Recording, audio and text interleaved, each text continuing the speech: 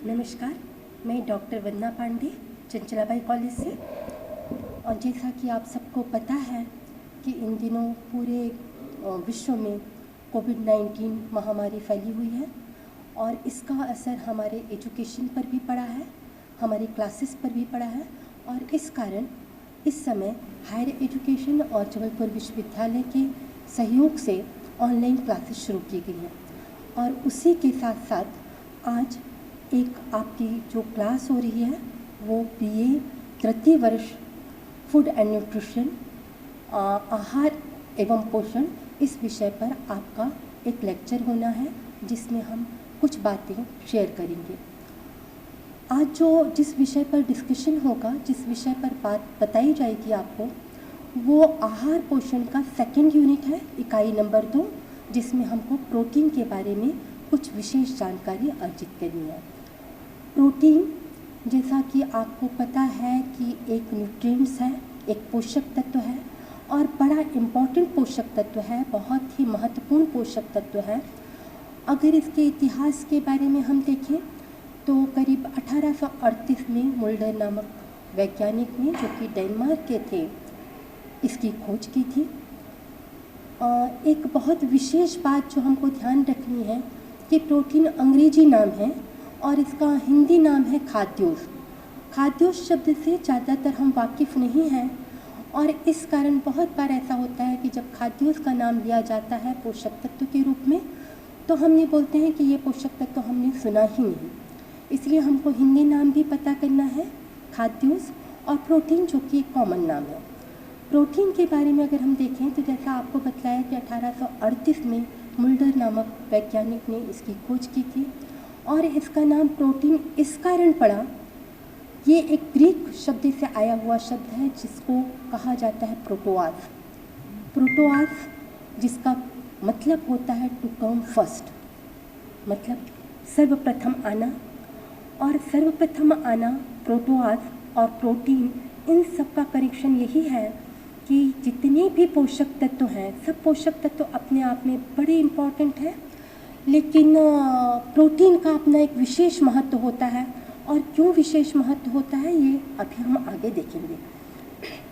तो ये तो हमने देखा कि प्रोटीन को प्रोटीन का नाम क्यों दिया गया।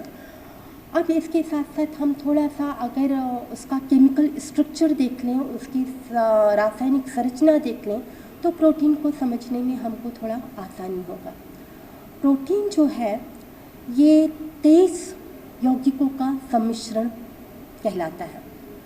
प्रोटीन में कार्बन, हाइड्रोजन, ऑक्सीजन उपस्थित होते हैं और ये सब चीज़ें कार्बोहाइड्रेट में भी उपस्थित होते हैं, फैट या लिपिड्स में भी उपस्थित होते हैं। इसमें जो विशेष बात है वो विशेष बात है कि इसमें नाइट्रोजन उपस्थित होती है। मतलब कार्बन, हाइड्रोजन, ऑक्सीजन के साथ साथ इसमें नाइट्रोजन भी उपस्थित है और इस नाइट्रोजन की मात्रा होती है करीब 13 से लेकर 20% तक। यही कारण है कि इस प्रोटीन को, या जिसको हम खाद्योश कहते हैं, इसको नाइट्रोजन युक्त पदार्थ भी कहा जाता है। इसलिए ये बात आपको याद रखनी होगी, क्योंकि कई बार क्वेश्चन पेपर में आता है कि नाइट्रोजन युक्त पदार्थ किसे कहा जाता है, तो आपको पता हो कि नाइट्रोजन युक्त पदार्थ प्रोटीन को ही कहा जाता है। कोई भी और पोषक तत्व ऐसा नहीं है जिसमें नाइट्रोजन उपस्थित हो।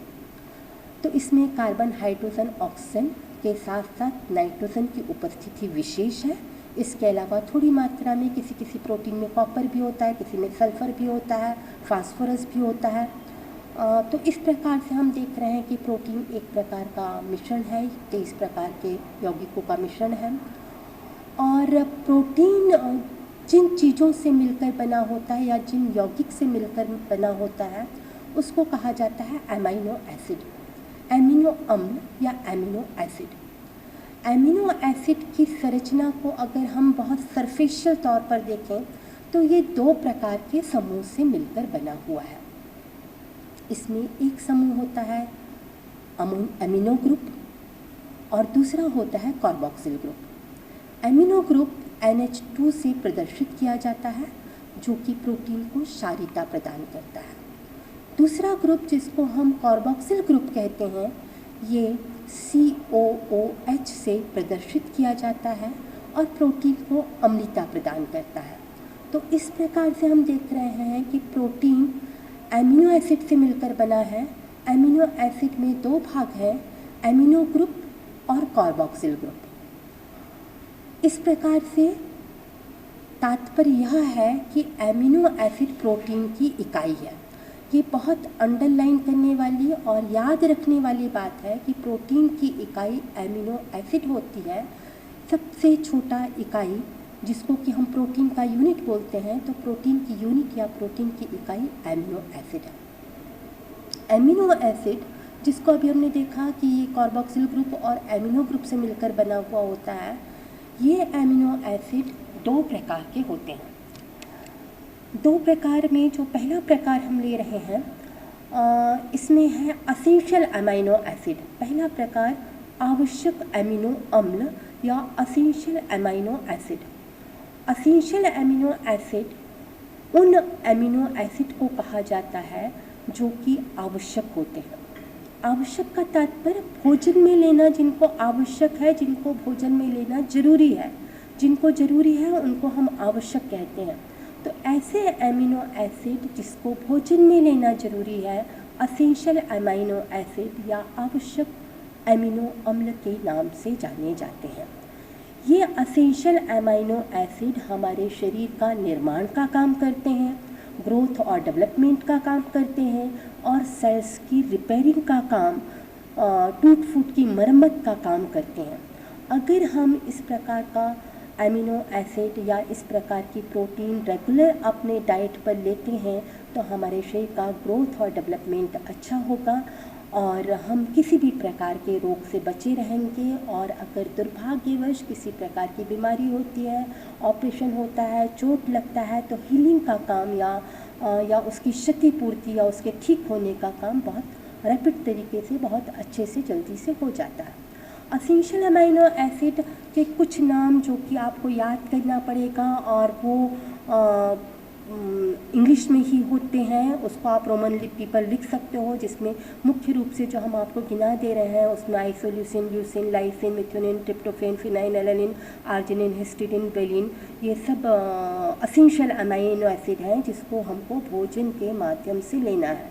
तो ये जितने हमने देखा कि आइसोल्यूसिन है, ल्यूसिन है, लाइसिन है, मिथ्योनिन है, ट्रिप्टोफेन है, आर्जिनिन, हिस्टिडिन, फिनाइलएलानिन, ये सब भोजन में लेना अत्यंत आवश्यक है। दूसरा प्रकार जो हम अमीनो एसिड का देखते हैं वो है non essential amino acid. Non essential amino acid मतलब अनावश्यक अमीनो अम्ल। यहाँ पर बहुत ध्यान देने की बात ये है कि जब हम नॉन असेंशियल की बात कर रहे हैं या अनावश्यक अमीनो एसिड की बात कर रहे हैं तो उसका तात्पर्य बिल्कुल ये नहीं है कि ये बेकार है। अनावश्यक का तात्पर्य साधारणतः हम यही लगाते हैं कि जो बेकार है, जो यूज़लेस है, जो जिसकी आवश्यकता नहीं है, तो ऐसी बात यहाँ पर नहीं है। यहाँ पर अनावश्यक अमीनो एसिड का तात्पर्य उन अमीनो एसिड से है या ऐसे प्रकार के प्रोटीन से है जिसको कि भोजन में लेना ज़रूरी नहीं है। भोजन में अगर नहीं भी लेंगे तो हमारे शरीर के ऊपर कोई खास हानिकारक प्रभाव नहीं पड़ेगा, क्योंकि बॉडी इसको खुद बना लेता है, शरीर इसका निर्माण खुद कर लेता है। तो ऐसे अमीनो एसिड को हम नॉन असेंशियल अमीनो एसिड कहते हैं।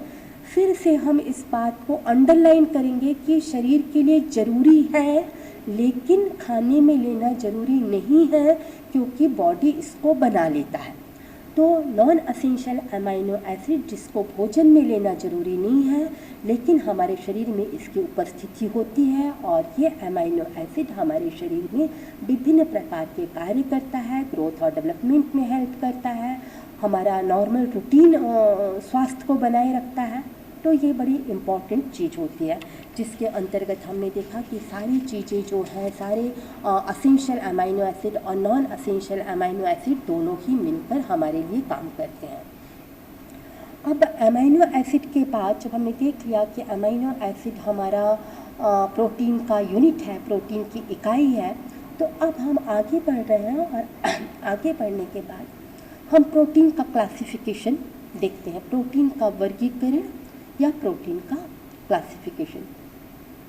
प्रोटीन जो है इसको हम मुख्य रूप से 3 तरीके से क्लासिफाई कर सकते हैं, और अगर आप बुक्स में देखेंगे, पुस्तकों में देखेंगे, तो ये क्लासिफिकेशन आपको हो सकता है अलग अलग तरीके से अलग अलग जगह पर मिलेगा। उसको हम कंपाइल करके आपकी सुविधा के लिए बतला रहे हैं। तो जब हम 3 प्रकार से इसका क्लासिफिकेशन कर रहे हैं, तो सबसे पहले हमारा क्लासिफिकेशन, सबसे पहले हमारा वर्गीकरण रहेगा एसेंशियल अमीनो एसिड की उपस्थिति के आधार पर वर्गीकरण। तो आवश्यक अमीनो एसिड, जो थोड़ी देर पहले हमने देखा, आवश्यक अमीनो एसिड जिसमें हमने 10 नाम गिनाए थे, isoleucine, leucine, tryptophan, arginine, methionine, phenyl alanine, ये सब एसेंशियल अमीनो एसिड हैं जो हमारे शरीर के लिए अति आवश्यक है। इन्हीं अमीनो एसिड के आधार पर हमने प्रोटीन को क्लासीफाई किया है। ये पहला प्रकार है। तो based on essential amino acid या आवश्यक अमीनो एसिड के आधार पर प्रोटीन का वर्गीकरण। पहला प्रकार जो इसमें हम ले रहे हैं, जो उसका सब क्लासिफिकेशन हो रहा है, इसमें पहला प्रकार हम ले रहे हैं कंप्लीट प्रोटीन। कंप्लीट प्रोटीन, या जिसको हम पूर्ण प्रोटीन कहते हैं। पूर्ण प्रोटीन ऐसे प्रोटीन जिसमें सारे एसेंशियल अमीनो एसिड निश्चित रूप से उपस्थित होते हैं। ऐसे प्रोटीन जिसमें सभी आवश्यक अमीनो एसिड निश्चित रूप से उपस्थित होते हैं, एसेंशियल अमीनो एसिड की उपस्थिति के कारण इसको पूर्ण प्रोटीन का नाम दिया गया है। इसमें 2 भोज्य पदार्थ ऐसे हैं जिनको हम कंप्लीट प्रोटीन के अंतर्गत रखते हैं। इसमें एक मिल्क है और दूसरा अंडा है। अंडा और दूध दोनों कंप्लीट प्रोटीन के अंतर्गत आते हैं। अंडा का एल्बुमिन, जो बहुत अच्छा प्रोटीन माना जाता है, कंप्लीट प्रोटीन है। और दूध की केसीन, तो जो मिल्क केसीन या दूध की जो केसीन है, ये भी कंप्लीट प्रोटीन है। यहाँ पर एक बात हम ध्यान देंगे कि दोनों ही जो सोर्सेस हम देख रहे हैं प्रोटीन के, मिल्क एंड एग, ये दोनों ही एनिमल सोर्स से प्राप्त होने वाली प्रोटीन है। हालांकि मिल्क एक ऐसा प्रोडक्ट है जो भले चाहे हम क्लासिफिकेशन में उसको एनिमल सोर्स में रखें, लेकिन इसका प्रयोग हर कोई, मतलब शाकाहारी वर्ग जो है, वेजिटेरियंस है, वो भी बिल्कुल निश्चिंत होकर के कर लेते हैं। तो कंप्लीट प्रोटीन जिसमें कि सारे एसेंशियल अमीनो एसिड उपस्थित होते हैं, मिल्क की केसीन और अंडे का एल्बुमिन, ये कंप्लीट प्रोटीन है। अगर ऐसा प्रोटीन हम खाते हैं तो हमारे शरीर का ग्रोथ और डेवलपमेंट बढ़िया होता है, निर्माण का कार्य अच्छा होता है, विभिन्न प्रकार के रोगों से हम बचे रहते हैं, रिपेयरिंग का काम अच्छा होता है। दूसरा प्रकार का जो हम क्लासिफिकेशन ले रहे हैं, जो अभी हमने एसेंशियल अमीनो एसिड की उपस्थिति के आधार पर जो हम क्लासिफिकेशन देख रहे थे, तो पहला हमने संपूर्ण प्रोटीन लिया, और दूसरा प्रकार जो हम ले रहे हैं वो है आंशिक रूप से पूर्ण प्रोटीन, पार्शियली कंप्लीट प्रोटीन जिसको कहा जाता है। पार्शियली मतलब आंशिक रूप से पूर्ण प्रोटीन। इस प्रोटीन के अंतर्गत ऐसे प्रोटीन शामिल किए जाते हैं जिनमें कि 1 या 2 एसेंशियल अमीनो एसिड की कमी होती है।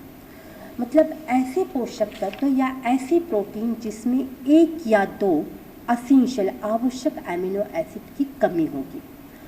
इसमें आप मुख्य रूप से अगर हम देखें तो जो वेजिटेबल प्रोटीन है, इसमें अनाज जो है, अनाज, जितने भी प्रकार के अनाज हैं, सब आंशिक रूप से पूर्ण प्रोटीन के अंतर्गत आते हैं, क्योंकि इसमें एक एसेंशियल अमीनो एसिड की कमी होती है।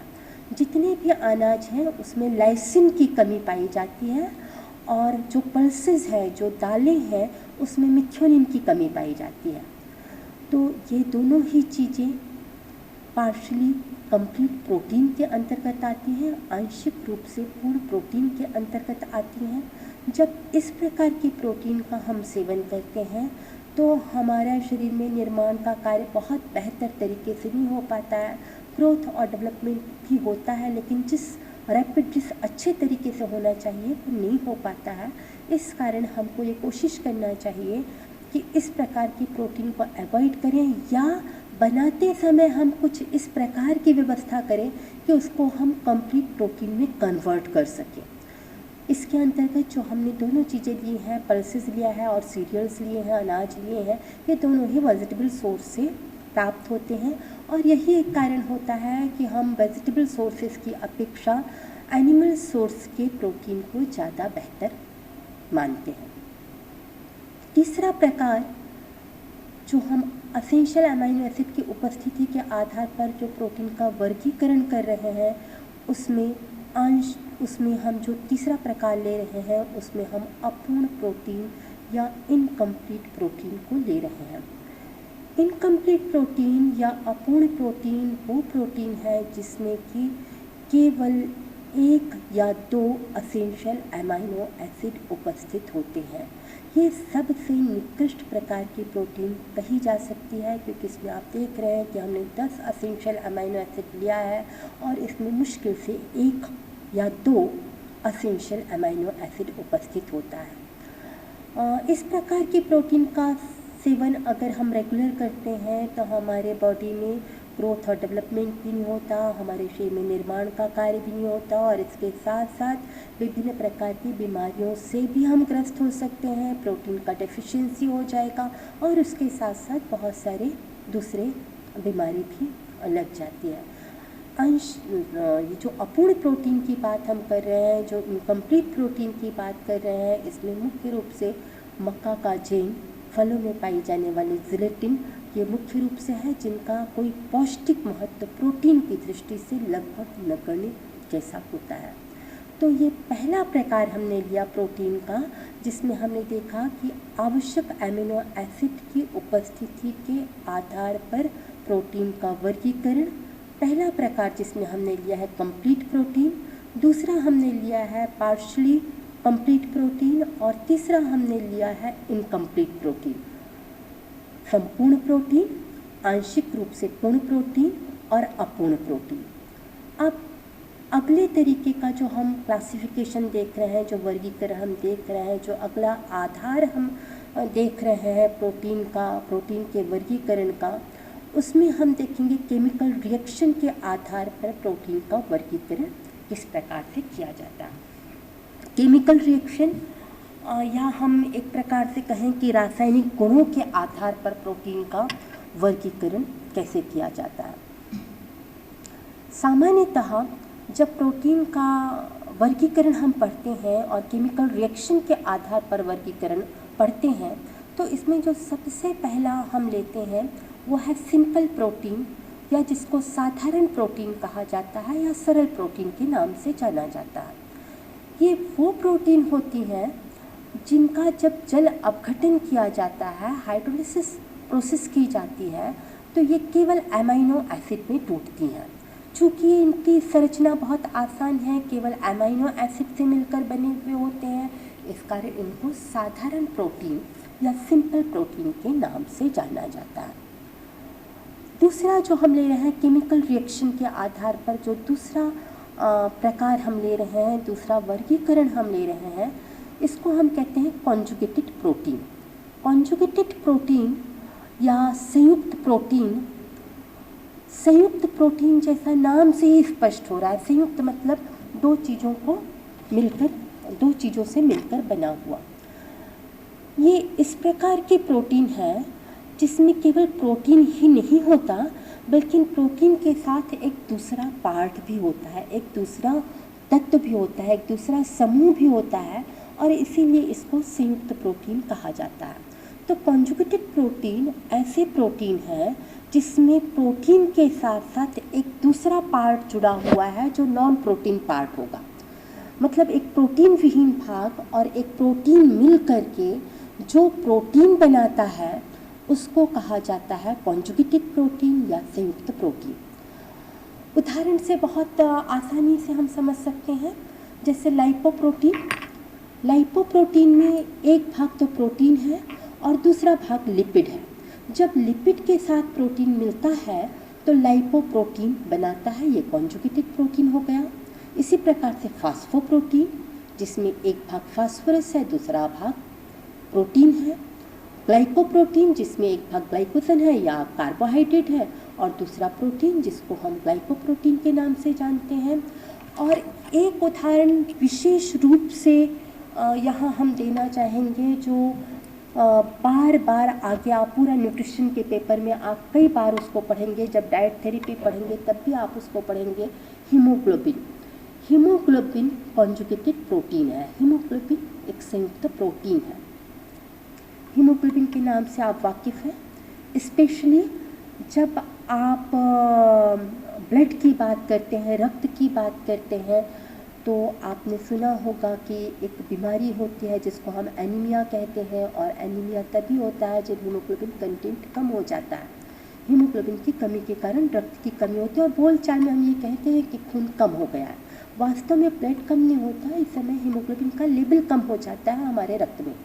ये जो हीमोग्लोबिन है ये कॉन्जुगेटेड प्रोटीन है, ये संयुक्त प्रोटीन है। इसमें एक भाग, जैसा हमने डेफिनेशन में देखा था कि कॉन्जुगेटेड प्रोटीन जिसमें एक भाग प्रोटीन है और दूसरा नॉन प्रोटीन पार्ट है, तो इसमें जो ग्लोबिन वाला भाग है वो तो प्रोटीन है और दूसरा भाग जो है वो हीम जिसको हम कह रहे हैं वो आयरन है। तो आयरन और प्रोटीन मिल करके, हीम प्लस ग्लोबिन मिल करके हीमोग्लोबिन बनाते हैं। ये हीमोग्लोबिन का हमारे शरीर में बहुत ही इम्पॉर्टेंट रोल होता है, जो आगे आप कई बार पूरे न्यूट्रिशन के पेपर में और डाइट थेरेपी के अंतर्गत आप पढ़ेंगे। तो ये ध्यान रखना है कि ये एक प्रकार का कॉन्जुगेटेड प्रोटीन है और इसी कारण जब आप एनीमिक पर्सन का ट्रीटमेंट करते हैं या उसको डाइट के द्वारा उसको ठीक करना चाहते हैं, तो हमको प्रोटीन की मात्रा आयरन के साथ साथ बढ़ाना होता है। केवल अगर किसी को रक्ताप्लता है या खून की कमी है या जिसको हम कहते हैं एनीमिक है, तो उसको केवल आयरन बढ़ाने से वो ठीक नहीं होगा जब तक कि आप उसका प्रोटीन का लेवल भी नहीं सुधारेंगे। तो ये हीमोग्लोबिन कॉन्जुगेटेड प्रोटीन। और इस प्रकार से हमने देखा कि एक हमने देखा जो सिंपल प्रोटीन, दूसरा हमने देखा कॉन्जुगेटेड या संयुक्त प्रोटीन, और अब हम तीसरे टाइप की ओर जा रहे हैं, तीसरे प्रकार की ओर जा रहे हैं जिसको कहा जाता है व्युत्पादित प्रोटीन। व्युत्पादित प्रोटीन या ड्राइव्ड प्रोटीन। व्युत्पादित प्रोटीन वो प्रोटीन है जिसमें कि जो कि एक प्रकार से हम कहें कि प्रोटीन के बाय प्रोडक्ट होते हैं। जब प्रोटीन के ऊपर किसी प्रकार की क्रिया की जाती है तो वो कुछ भागों में टूट जाता है और ये जो पार्ट्स तैयार हुए हैं उनको हम व्युत्पादित प्रोटीन के नाम से जानते हैं। इसको भी हम दो भागों में क्लासिफाई करते हैं। पहला है प्राइमरी व्युत्पादित प्रोटीन और दूसरा है द्वितीयक व्युत्पादित प्रोटीन। प्राइमरी या प्राथमिक व्युत्पादित प्रोटीन वो व्युत्पादित प्रोटीन होते हैं जो कि प्रोटीन में बहुत कम चेंजेस लाते हैं। साधारणतः जब आग का असर, हीट का, ताप का प्रभाव पड़ता है, जब एसिड का प्रभाव पड़ता है, तो प्रोटीन अपने मूल गुणों से कुछ परिवर्तित हो जाता है। और ये जो परिवर्तन होता है, जिस प्रकार का परिवर्तन उसमें दिखाई देता है, उसको हम प्राइमरी ड्राइव्ड प्रोटीन के नाम से जानते हैं।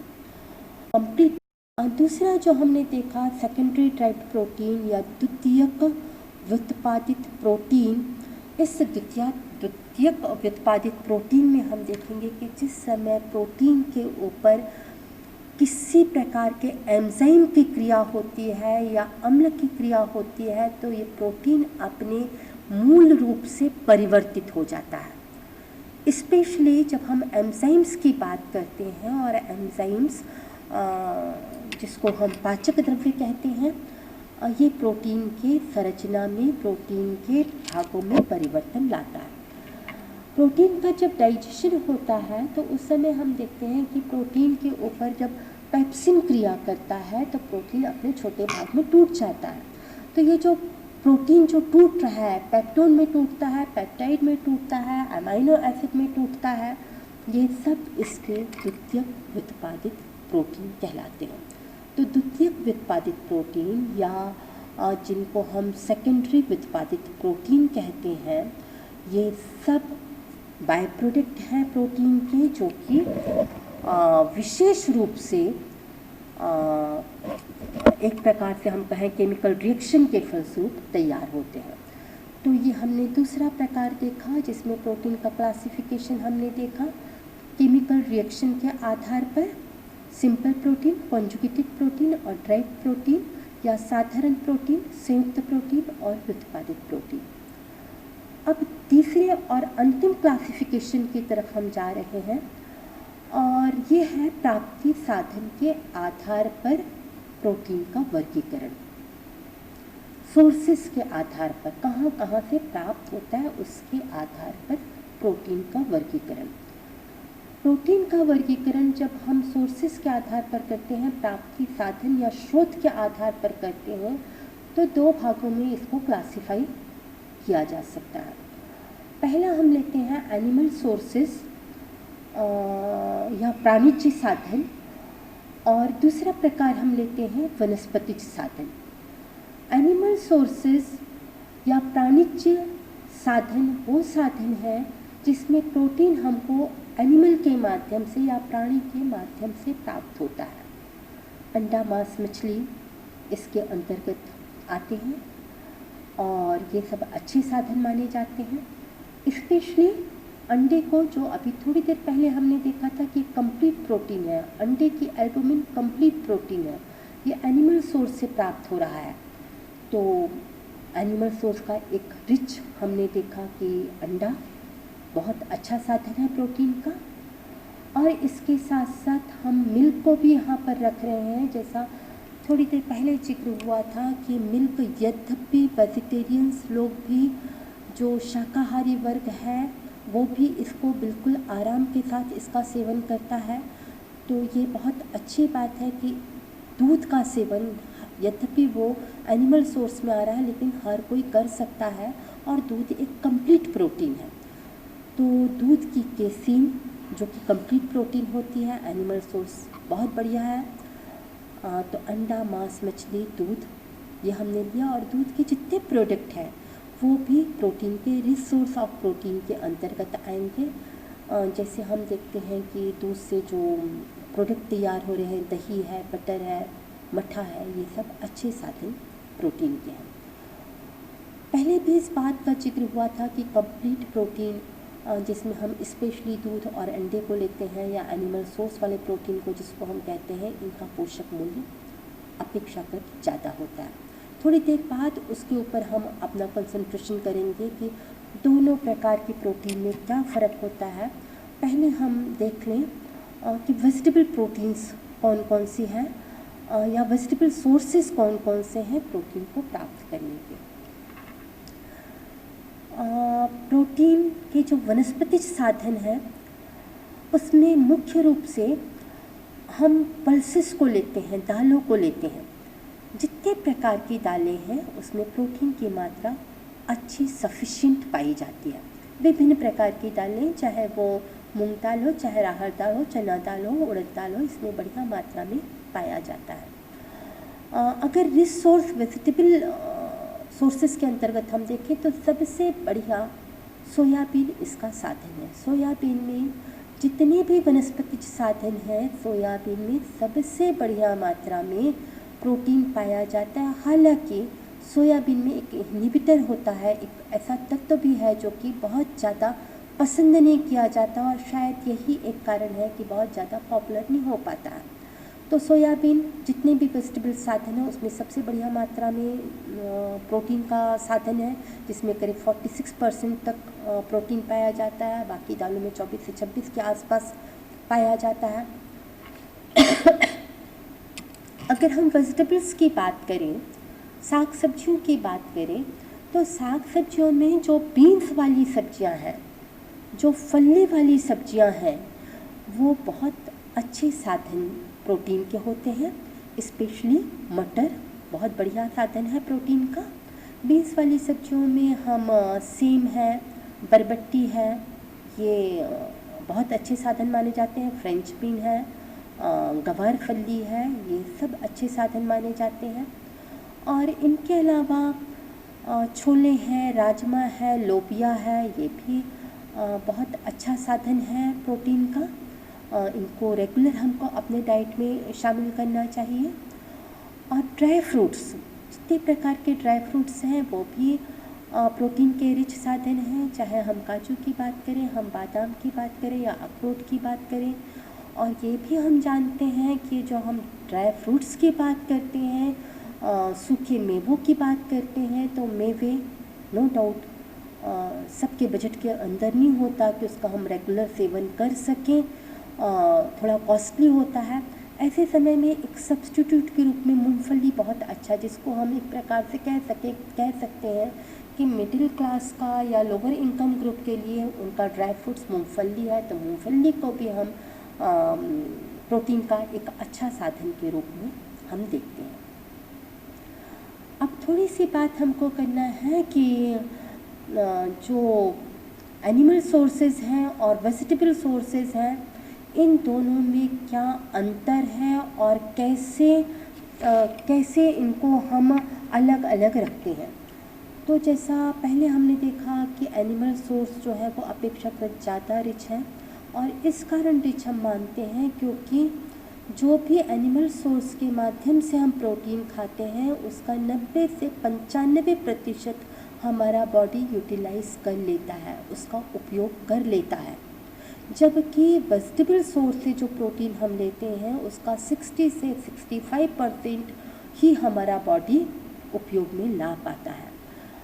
एनिमल प्रोटीन में एक फ़ायदा ये भी है कि जो हम एनिमल प्रोटीन ले रहे हैं वो एनिमल प्रोटीन में जो उसके सेल्स हैं वो मानव शरीर के सेल्स के समान होते हैं, इस कारण उसकी यूटिलिटी ज़्यादा बढ़ जाती है, उसकी उपयोगिता ज़्यादा बढ़ जाती है। वेजिटेबल सोर्स के जो प्रोटीन है, जिसमें हमने कहा कि 60 से 65% उसका उपयोग बॉडी कर पाता है, और इसमें एक ड्रॉबैक ये भी होता है कि जब ये पानी के कांटेक्ट में आता है, जल के कांटेक्ट में आता है, जल एब्जॉर्ब करता है, तो उसका पोषक मूल्य कम हो जाता है। तो ये बात भी हमको ध्यान रखना है। इस कारण हमको कोशिश करना चाहिए कि हमारे डाइट में वेजिटेबल और एनिमल दोनों सोर्स से आने वाली प्रोटीन शामिल रहे। अब इसके साथ साथ हम कुछ ऐसे तरीके भी देखें कि हम कैसे पोषक मूल्य को बढ़ा सकते हैं। हम जो अपना रूटीन का खाना खाते हैं उसमें हम कैसे पौष्टिकता को बढ़ा सकते हैं। खाना सब जानते हैं, बनाना भी मेजॉरिटी लोग जानते हैं, लेकिन खाना कैसे खाना चाहिए, किस प्रकार से, कौन सी वैज्ञानिक विधियों को ध्यान में रखें और कैसे उसको हम कुक करें और कैसे उसको हम खाएं, ये भी बहुत इम्पॉर्टेंट फैक्टर होता है। तो जब हम खाना बना रहे हैं उस समय हमको ये बात पता होना चाहिए कि हम किस प्रकार से कैसे कॉम्बिनेशन में बनाएं कि हम उसकी पोषकता को बढ़ा लें। तो जिस समय हम स्पेशली प्रोटीन की जब हम बात कर रहे हैं तो हम देखेंगे कि अगर आप मिक्स वेज बनाते हैं तो उसका पोषक मूल्य बढ़ जाता है। तो जैसे अभी हमने देखा था कि जो पार्शियली कंप्लीट प्रोटीन होते हैं जिसमें कि एकाध अमीनो एसिड की कमी होती है, हमने देखा था कि अनाज में लाइसिन की कमी है और दाल में मिथ्योनिन की कमी है। तो जब हम बनाएं तो हम अगर अनाज और दाल दोनों को मिला करके बना लें तो ये जो कमी है वो पूरी हो जाती है, वो कंप्लीट प्रोटीन में कन्वर्ट हो जाती है। तो जैसे अगर हम खिचड़ी बनाते हैं तो बेहतर है, जो दाल में मिथ्योनिन नहीं था वो अनाज से मिल गया, और जो लाइसिन अनाज में नहीं थी वो हमको दाल से मिल गई, तो वो कंप्लीट प्रोटीन हो गई। पुराने समय के लोग, दादी नानी और अभी भी मदर्स लोग, आप देखते हैं कि हमेशा कहते हैं कि सप्ताह में एक आध दिन जरूर मिक्स दाल बननी चाहिए। बहुत बार हमारे स्वाद में भी वो बहुत खरी उतरती है, बहुत अच्छी लगती है और बहुत बार पसंद भी नहीं होता, फिर भी ये कहा जाता है कि खाना चाहिए, ज़्यादा पौष्टिकता होती है। तो जब इन सारी चीज़ों को हम मिला करके बनाते हैं, उसमें हम वेजिटेबल्स भी डाल देते हैं, उसमें हम मूँगफली भी डाल देते हैं, विभिन्न प्रकार की दालें भी डाल देते हैं, तो उसका पोषक मूल्य बढ़ जाता है। इसी प्रकार से जानते होंगे आप कि बिर्रा का आटा होता है। बिर्रा का आटा जो कि चना और गेहूं को मिला करके बनाया जाता है। बहुत बार हमने गांव में सुना था कि बिर्रा का आटा जो है वो गरीबों का खाना होता है, लेकिन आजकल आपने देखा होगा कि बाज़ारों में और दुकानों में स्पेशली लटका हुआ होता है, लिखा हुआ होता है कि हाँ बिर्रा का आटा अवेलेबल है। और अब डॉक्टर्स भी बतलाते हैं और लोग भी बतलाते हैं कि ज़्यादा फ़ायदेमंद होता है, स्पेशली डायबिटिक पेशेंट को इस प्रकार का आटा ज़्यादा यूज़ करना चाहिए। और मल्टीग्रेन आटा भी विभिन्न प्रकार के अनाजों को मिलाकर बनाया हुआ आटा पौष्टिक होता है। तो जब हम बिर्रा की बात करते हैं तो बिर्रा की पूर्णतः दोनों इक्वल क्वांटिटी में 1 भाग गेहूँ और 1 भाग चना हम ले सकते हैं, या 2 और 1 का रेशो भी रख सकते हैं। आप 2 भाग चना भी ले सकते हैं। जब आप चना की मात्रा बढ़ाते तो नो डाउट टेस्ट थोड़ा सा अलग आएगा, या आप 1 भाग गेहूँ और 1 भाग चना को मिला करके भी रख सकते हैं और उसकी रोटी खा सकते हैं। और जब आप उसकी रोटी खाते हैं तो वो ज़्यादा पौष्टिक होती है। तो मल्टीग्रेन आटा यूज़ करना, बिर्रा का आटा यूज़ करना बहुत अच्छी चीज़ है। हमको अपने डाइट में या खाने में एक दिन में एक बार अगर इस प्रकार का हम आटा यूज़ करते हैं तो प्रोटीन डिफिशिएंसी से हम दूर रहेंगे। एक बात और बतलाना चाहेंगे आपको कि जैसा हमने कहा कि सोयाबीन प्रोटीन से भरपूर होता है, तो सोयाबीन का भी आटा तैयार किया जा सकता है। लेकिन हम इस बात को ध्यान रखें कि सोयाबीन का जब आप आटा तैयार करना है तो गेहूँ मिलाकर ही करना है। और गेहूँ मिलाते समय हमको ये ध्यान रखना है कि इसमें केवल 1 भाग सोयाबीन हो और 5 भाग गेहूँ हो और 1 भाग सोयाबीन हो। क्योंकि सोयाबीन अगर आप ज़्यादा ले रहे हैं या प्रोटीन का इंटेक ज़्यादा होगा तो किडनी पर बुरा असर पड़ सकता है।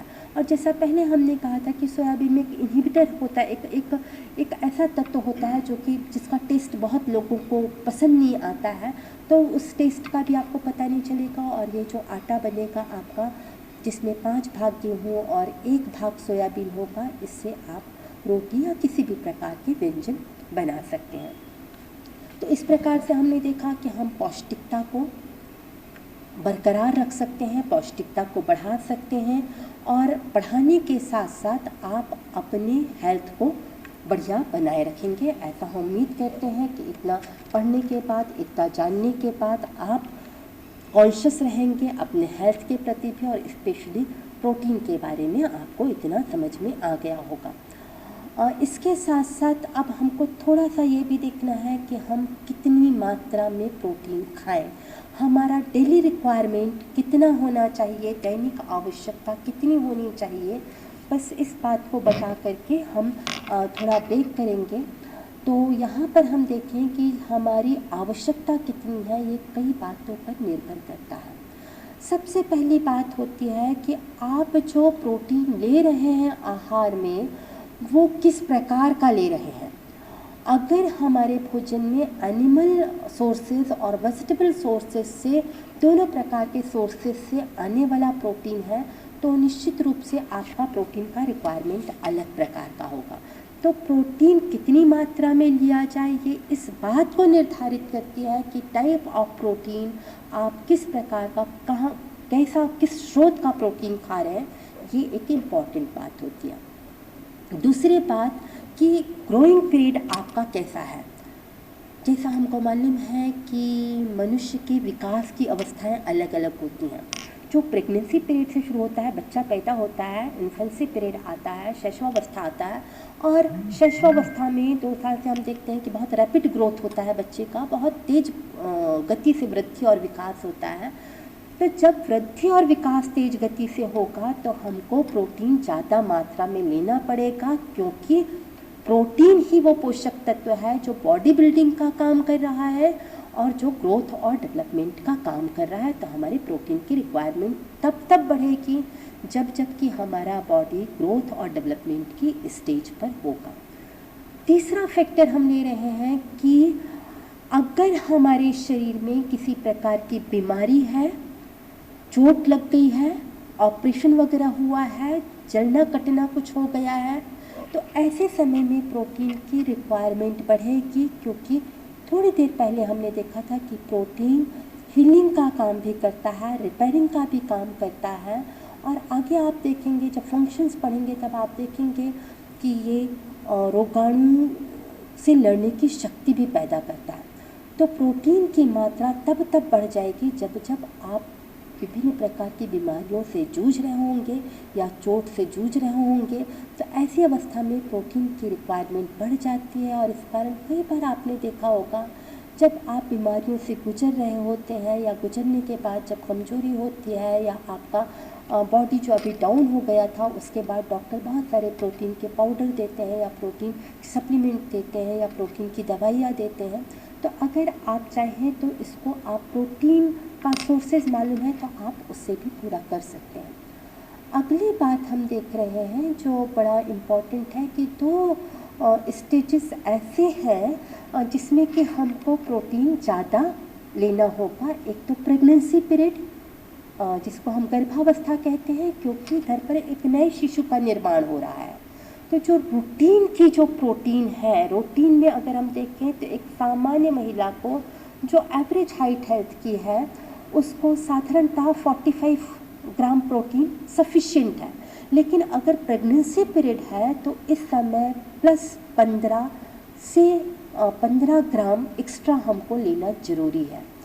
और अगर लैक्टेटिंग पीरियड है, धात्री अवस्था है, स्तनपान कराने वाली अवस्था है, तो करीब 15 से 30 ग्राम हमको, लगभग 30 ग्राम तक हम प्रोटीन ज़्यादा देंगे जिससे कि लैक्टेशन का काम प्रॉपर तरीके से चल सके।